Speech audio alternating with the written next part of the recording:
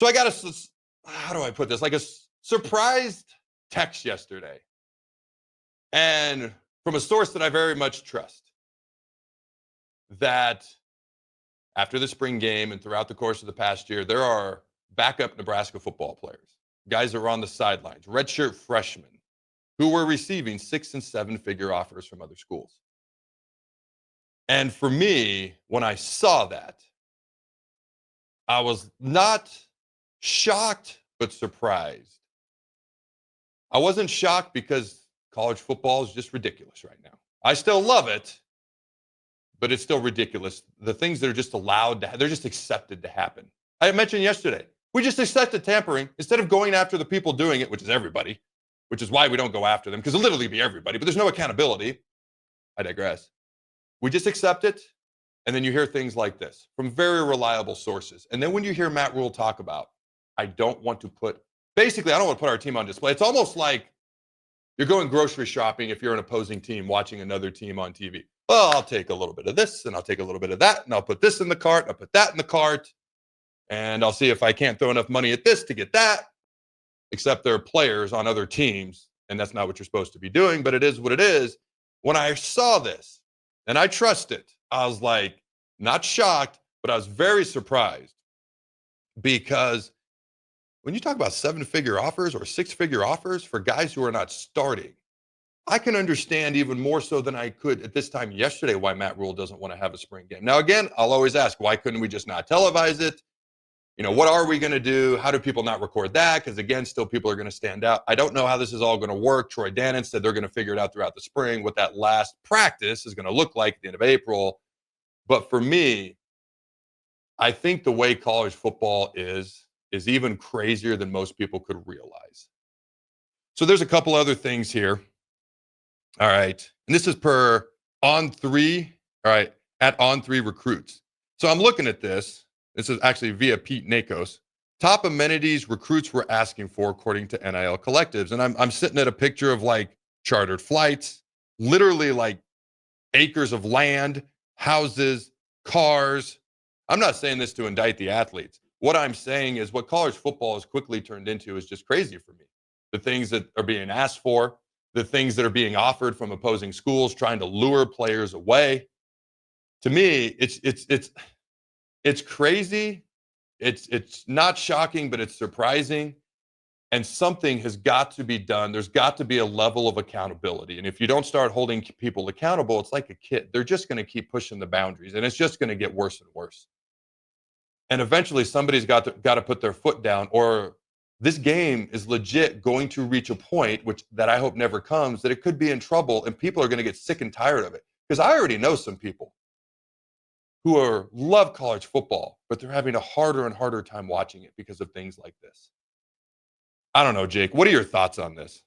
Yeah, it just makes you wonder about the future, because if they're getting 6 and 7 figures now, what's it going to be like 3 or 4 years from now if you don't rein it in? And it's just the whole thing's messed up. And thank God it hasn't gone to complete debauchery. But it's like the whole system is just free agency. It's like if the NFL just had everybody's a free agent. Nonstop, yeah, all the time. And I've said it before. I think years from now, if you don't test your market, what you can get in the market now, I think if it stays the same, at some point it's going to be silly to stay at a school rather than test, what you can make at that time. So I mean, they've got to find a way to kind of put this together. And again, how do you go about that path when you can't tell a kid where he should go to school? But at some point, you need to be able to keep these rosters together. It's just it's a complete mess. And if you go to the pro model, you take out the school, which is kind of grandfathered in, and then the university who uses all that money to balance the rest of their budget in the athletic department. It's a lot. And in football, I can't believe they've done this whole conference realignment through football and just made all the other sports struggle because they can't play regionally. It's all so silly. 4-time national champion, Oklahoma softball yesterday. I said live on air, lost over $3 million, 4 straight national championships. UConn, women's basketball, lost over $2 million. And them in Nebraska volleyball were the only women's teams out there to have over $2 million in sales. Nebraska volleyball profited, I think it was just under 2 million or 1.5 or something. I read the figure off on the show yesterday. They were still the only women's sport, collegiate sport to profit last year. For me, I don't think it's rocket science. If you're going to do it like the NFL, you have contracts, you have agreements. Okay. The problem is conference realignment isn't done. The ultimate picture that they want isn't done. The AFC, NFC, Big Ten, SEC model isn't where they want it. So it's hard to put all these parameters in because it's going to take a process to get where they want because they know a lot of people don't want it. And so it's going to take time. And in the meantime, it's chaos until you get the actual structure and outlook that they want, which is an AFC, NFC, Big Ten, SEC model. And then they can start to outline everything else that's become chaos once that model is done. But until we get there, it's hard to enforce it because here's the other biggest problem. You have, I've said it before, you have all these independent entities, otherwise known as conferences, who are, their priority is their conference. You can't blame them. They're not interested, okay? They're not interested in what's best for the overall game. And so it's hard to get everyone on the same page for what's best for the game because what's best for the overall game of college football may not be best for your individual entity. And there's no overarching body or individual or person, okay, or quote unquote committee. I hate to use that term right now when it comes to college football. That's trying to do what's best. So getting people on the same page for what's best is hard.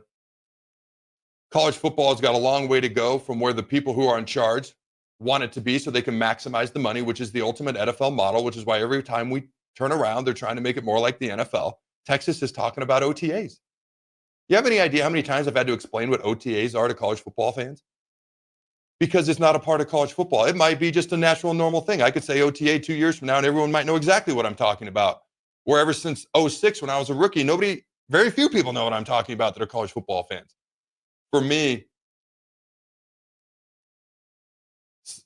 it's hard because this is my favorite sport to watch. It's my favorite sport to talk about as much as I love talking about all their sports because I do. And I love that the 2 hours allows us to go into depth on so many other things. I love that. But for me, we got to get somebody or something in charge that genuinely cares about the game or a common voice. I don't know. Nick Saban's been thrown out there. He doesn't seem to want to do it. I feel like he has a Southern bias, not just because he was Alabama's coach. I feel that way. Just things he said on TV that I've seen on game day. I don't know that it's as bad as some other folks, but just somebody who cares about the overarching game itself, because I know some fans who are having a harder and harder time listening to, seeing, and experiencing these things when they're watching the game that they love. Does that kind of make sense there, Jake? Yeah, I mean, you always got to remember you're going to have the diehards. I'm going to tune in one way or the other, but it's that that kind of group of fans that's after that that you got to keep and you got to retain. And I know some people are walking away now. It's not. You mentioned the TV ratings the other day. How maybe TV ratings have fallen over time. I mean, the money's still clearly there. So yes, but that's the problem. As long as the money is going to continue flowing in, they're not going to feel like there is much of a problem. That's what matters to them.